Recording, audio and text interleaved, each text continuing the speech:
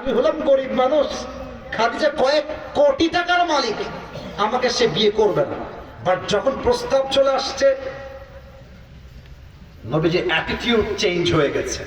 পুরুষ মানুষের ব্যক্তিত্ব শক্ত হলে ভালো লাগে, পুরুষ মানুষ সস্তা হয়ে গেলে সময় দুই পরে দাম পায় না তারা, যুবক ভাইরা, ঠিক কিনা বলো? নবীজি বলছে, ও আচ্ছা আচ্ছা, ওই যে যিনি ব্যবসা করেন উনি, তাই না? আচ্ছা ঠিক আছে, যেহেতু আপনার প্রস্তাব দিয়েছেন, তো আমি তো একা মানুষ না, আমার তো আত্মীয়স্বজন আছে। চাচার নাম হচ্ছে আবু তালেব, আপনি যান, কালকে আমি চাচাকে নিয়ে আপনার বাসায় আসবো। কিন্তু নবীজির মনে কিন্তু অলরেডি লাড্ডু ফুটা শুরু হয়ে গেছে। সুবহানাল্লাহ পড়ে না? নবীজি খুশি। তো আগামী দিন যখন খাদিজা বাসায় বসে আছে, নবীজি আসছেন, নবীর চাচা আসছেন আবু তালেব, সামনে খাদিজা, পাশে দাসী, এখানে নবীজি দাঁড়িয়ে আছেন, এখানে আবু তালেব বসে আছে। আবু তালেব দাঁড়িয়ে গিয়েছে একদম সোজা হয়ে, ডাক দিয়ে বলছে, খাদিজা, আমার ভাতিজাকে আপনি বিয়ে করবেন, এটা আমার কোনো আপত্তি নাই, তবে স্পষ্ট ভাষায় দুইটা কথা বলতে চাই। এক, আমার ভাতিজা এই তল্লাটে একজন গরিব অসহায় যুবক, জন্মের আগেই বাপ নাই, জন্মের 6 বছর পরে মা নাই, তার না আছে বাড়ি, না আছে টাকা, না আছে বিশাল বড় কোনো ব্যবসা। বা 2 নম্বর কথা, আমি আপনাকে গ্যারান্টি দিয়ে লিখে দিব, আমার ভাতিজা মুহাম্মদের মতো চরিত্রবান যুবক এই তল্লাটে এই পৃথিবীতে সেকেন্ড আপনি আর কাউকে খুঁজে পাবেন না, ঠিক কিনা? আপনি কি রাজি আছেন? খাদিজা বলছে, আপনি রাজি থাকলে আমি রাজি আছি। ঠিক আছে, তাহলে বিয়ের কাজ শুরু হয়ে যাক। মাশাআল্লাহ, বিয়ে হয়ে গেল। এখন মোহর কি দিবে? চাচা বলছে, আমার কাছে দেওয়ার মতো কিছু নাই, তবে যেহেতু আমার ভাতিজা, আমি আপনাকে 20টা উট দিলাম মোহর হিসেবে, কিন্তু বর পক্ষ আছে, কোন পক্ষ আছে, একটু ওলিমা খাওয়া দাওয়ার দরকার আছে না? জয়পুরের ভাইরা কর না কেন? আছে না? আছে না? নবীজি কি খাওয়াবে? আমরা এরকম বউ আমাদের সবার দরকার, কথা বোঝার ট্রাই করো।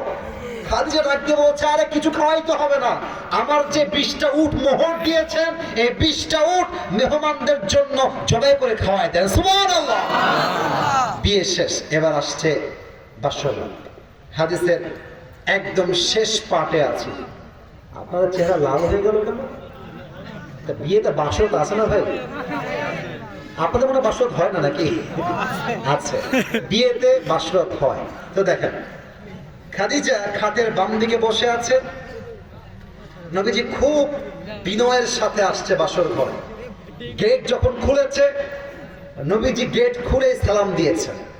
নবীজি খাটের বাম দিকে নয়, ডান দিকে বসেছে। নবীজি চুপচাপ বসে আছে, খাদিজাও চুপচাপ বসে আছে। কি বলবে খুঁজে পাচ্ছে না।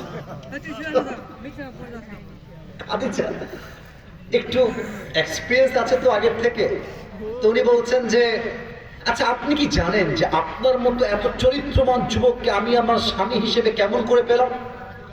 বলছে, না না, তা তো জানি না। কেমনে পেলেন, আমাকে বলেন, কেমনে পেয়েছেন? খাদিজা বলছে, আমার প্রথম স্বামী মারা গিয়েছেন, দ্বিতীয় স্বামী মারা গিয়েছেন, তৃতীয় স্বামী সেও মারা গিয়েছে।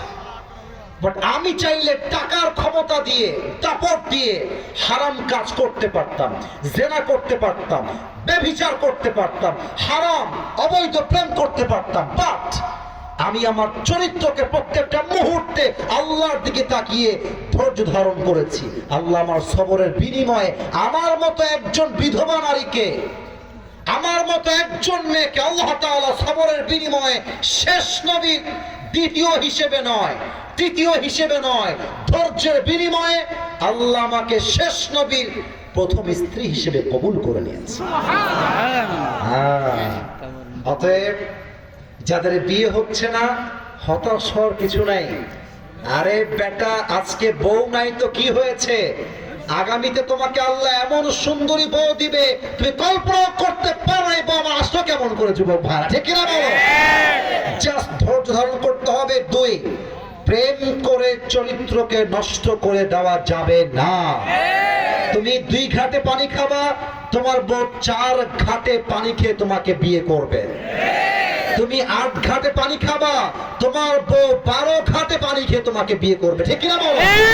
যে যেমন তার বউয়ের চরিত্র তেমনই স্বাভাবিকভাবে হয়ে থাকে। অতএব আজ থেকে যুবকদের জন্য, বোনদের জন্য, সবার জন্য একটাই শিক্ষা, যতদিন বেঁচে আছি বিয়ে হোক কিংবা না হোক, আমি হারামে যাব না, আমি ধৈর্য ধারণ করব।